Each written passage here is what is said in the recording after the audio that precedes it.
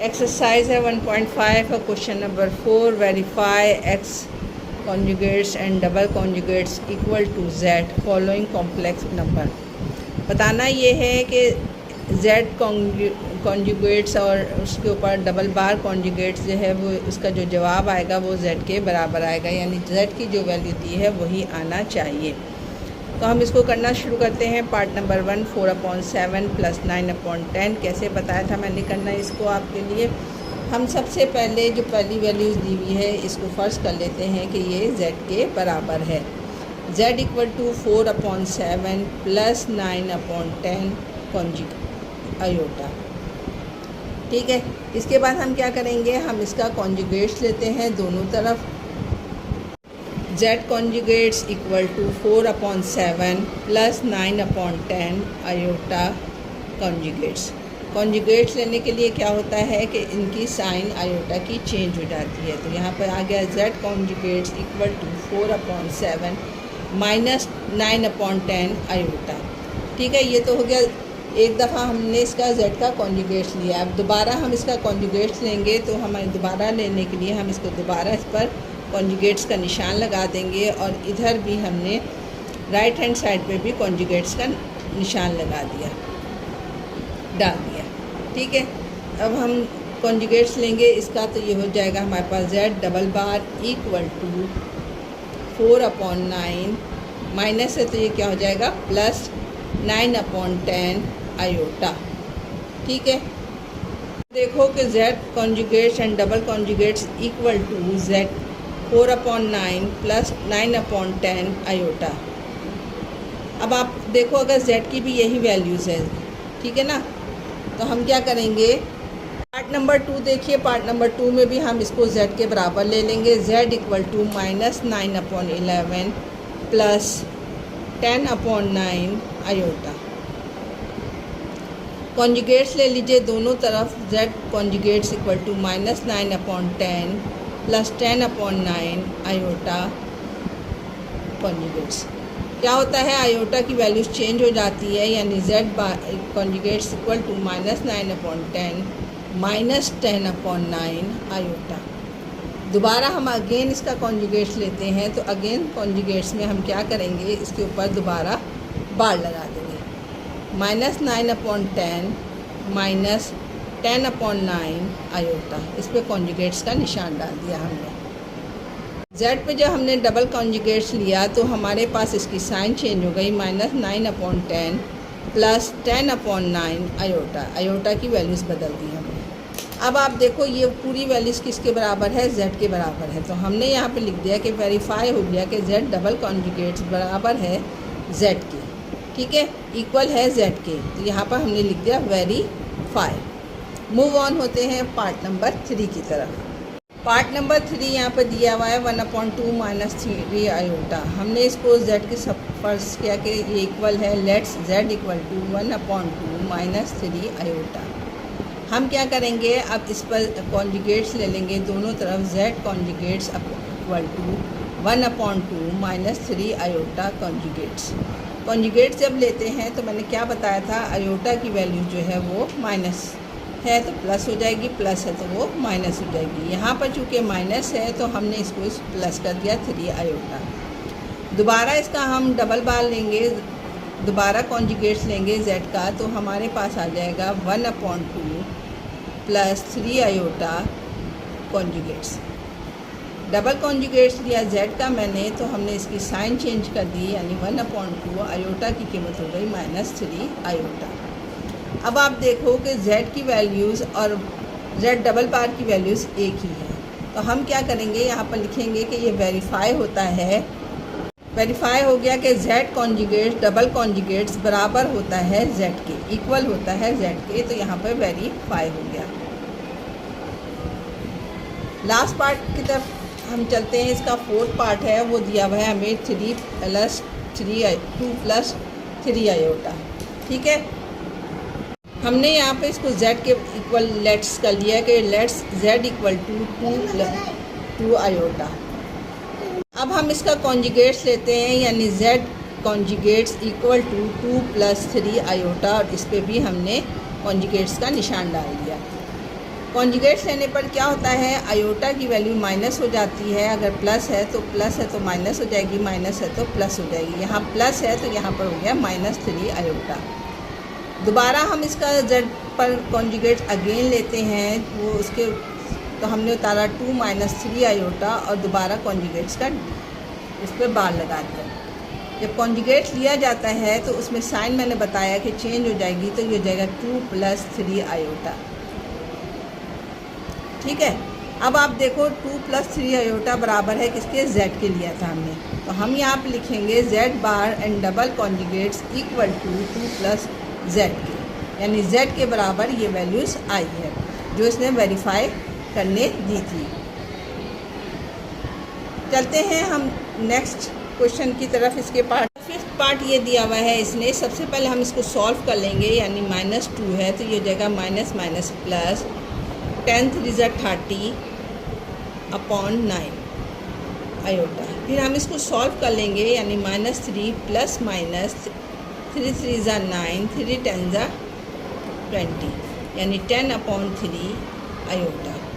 अब हम इसको z के इक्वल ले लेंगे कि z = -2 + +10/3 आयोटा। अब इसका हम कॉन्जुगेट्स लेंगे, दोनों तरफ z conjugates equal to -2 + 10/3 iota. Conjugates का निशान डाल दिया, बार लगा दिया इसको। z conjugates equal to -2, sign change कर दीजिए, -10/3 आयोटा। अगेन हम इसका जो है बार लेंगे, कॉन्जुगेट्स अगेन z के ऊपर से लगा दिया हमने, यानी डबल कॉन्जुगेट्स लेना है तो ये -2 - 10/3 आयोटा। कॉन्जुगेट्स का निशान डालना है। z double conjugates equal to -2, इसकी साइन बदल दीजिए, +10/3 आयोटा। अब आप देखो कि ये चीज़ जो है ये आपकी बराबर आ रही है किसकी, z की। तो हमने इसको यही लिखा कि वेरीफाई हो गया कि z डबल कॉन्जुगेट्स बराबर है z की। ठीक है, ये वेरीफाई हो गया। इसका लास्ट पार्ट की तरफ हम चलते हैं। आपको नज़र आ रहा होगा, हमने इसको z के बराबर ले लिया, 4x + 3 आयोटा y। कॉन्जुगेट्स ले लो इसका, conjugates equal to 4x + 3 iota y। Conjugates z conjugates बराबर होगा 4x माइनस आ जाएगा 3 आयोटा y के। डबल आप इसका z का कॉन्जुगेट लोगे तो इधर भी हमने कॉन्जुगेट्स लेना है 3 आयोटा। साइन बदल दीजिए, z bar double bar equal to 4x + 3 iota y। अब आप देखो z जिसको हमने बराबर लिया था वही हमारे पास z कॉन्जुगेट्स आ गया। तो हम क्या लिखेंगे यहाँ पर कि वेरीफाई हो जाता है कि z डबल कॉन्जुगेट्स बराबर है z के। पार्ट नंबर 3, क्वेश्चन नंबर 3 के सारे पार्ट्स यहाँ पे समझ में आ गए होंगे आपको, यानी z डबल कॉन्जुगेट्स बराबर होता है z के लिए। मूव ऑन होते हैं क्वेश्चन नंबर 4 की तरफ। क्वेश्चन नंबर 4 आपके सामने है, ये है 5। Question number 5। क्वेश्चन नंबर 5 आपके स्क्रीन पर नज़र आ रहा है, जो इस एक्सरसाइज की आखिरी क्वेश्चन है। Find the value of x and y। सवाल दिया हुआ है आपको x और y की कीमत निकालनी है। किस तरीके से निकालेंगे, हम सबसे पहले यहाँ पर मैंने सवाल उतारा x + y iota equal to -5 + 5 iota. Iota को आयोटा के साथ सॉल्व करेंगे y के साथ, और कांस्टेंट नंबर को हम x के साथ हल करते हैं। तो यहाँ पर आ जाएगा x बराबर हो जाएगा किसके, -5 के। ठीक है, अब हम दूसरी तरफ चलते हैं y की तरफ, यानी y iota equal to +5 iota के। आयोटा से आयोटा कैंसिल हो जाएगा, आपके पास y की कीमत आ जाएगी आपके पास 5। यानी आपने निकाला x की कीमत क्या, -5 और y की कीमत 5। पार्ट नंबर 2 आपकी स्क्रीन पे नज़र आ रहा होगा कि मैंने x² को कांस्टेंट नंबर से हल किया, आयोटा को आयोटा से सॉल्व किया। x² equal to 16/9। लेकिन हमें x² की कीमत नहीं निकालनी, तो हमने सिर्फ x की कीमत निकालने के लिए रूट बोथ साइड लगा दिया, रूट बोथ साइड। उससे क्या होगा, रूट लगाने से एक्स स्क्वायर जो है वो एक्स का स्क्वायर कैंसिल हो जाएगा और आपके पास सिर्फ एक्स की वैल्यूज़ आ जाएगी। आपको पता है रूट की कीमत होती है 1/2 equal to 4 multiply by 4 3 multiply by 3। Square से स्क्वायर कैंसिल हो जाएगा, आपके पास एक्स की कीमत आ जाएगी, 4 रूट से बाहर आ जाएगा, 3 रूट से बाहर आ जाएगा, यानी 4/3 एक्स की कीमत आई। इसी तरीके से y के लिए हम चलेंगे, वाई स्क्वायर आयोटा बराबर है 9/25 आयोटा के। आयोटा से आयोटा कट जाएगा, वाई स्क्वायर बराबर हो जाएगा 9/25 के।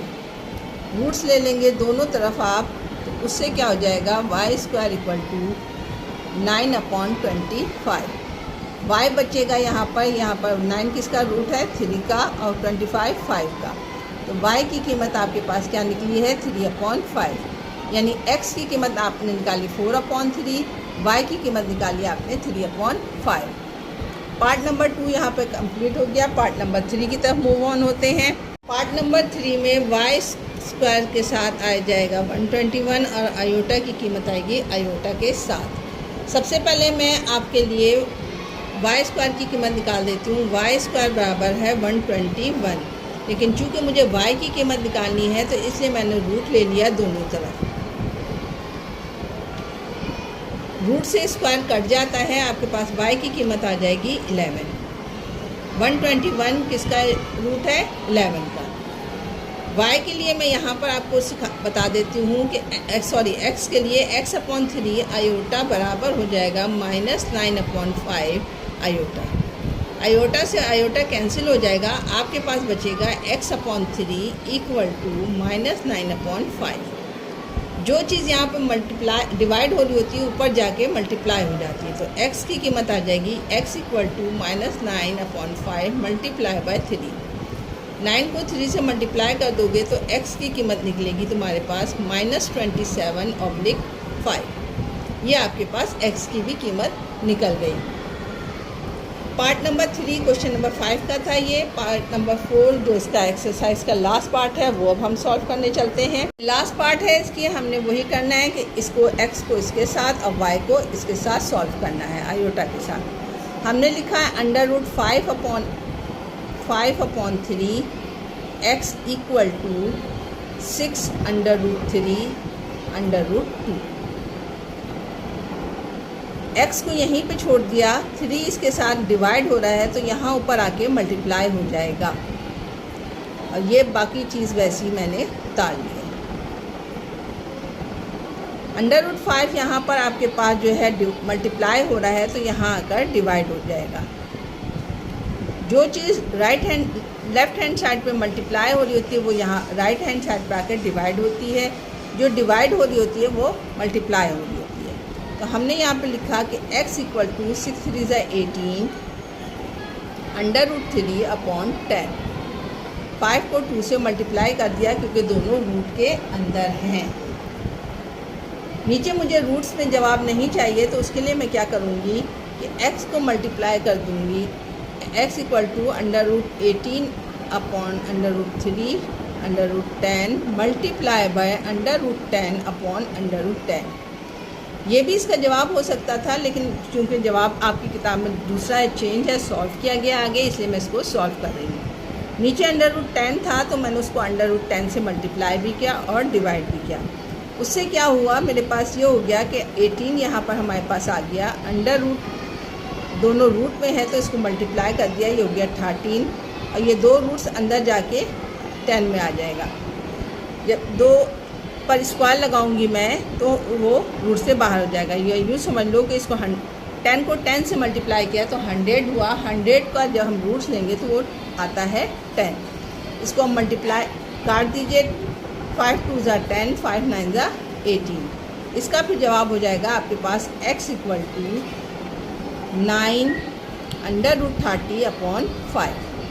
ये तो था आपका x की वैल्यू। अब चलते हैं y की वैल्यू के लिए। तो y की वैल्यू में हमें जो दिए है वो ये दिया है -3/2 y iota equal to 2√2/9 iota. Iota से आयोटा कैंसिल हो गया, -3/2 y इक्वल टू 2√2/9। 2 यहाँ जाके मल्टीप्लाई हो जाएगा और 3 यहाँ आके डिवाइड हो जाएगा। तो हमने यही किया, -y equal to 2√2 multiply by 2/3 into 9। 3 नीचे आ गया, 2 ऊपर चला गया। -y इक्वल टू 2 2 ज़ा 4 √2/27। माइनस को इधर रिमूव कर दो तो y इक्वल टू -4 √2/27। ये y की कीमत आई।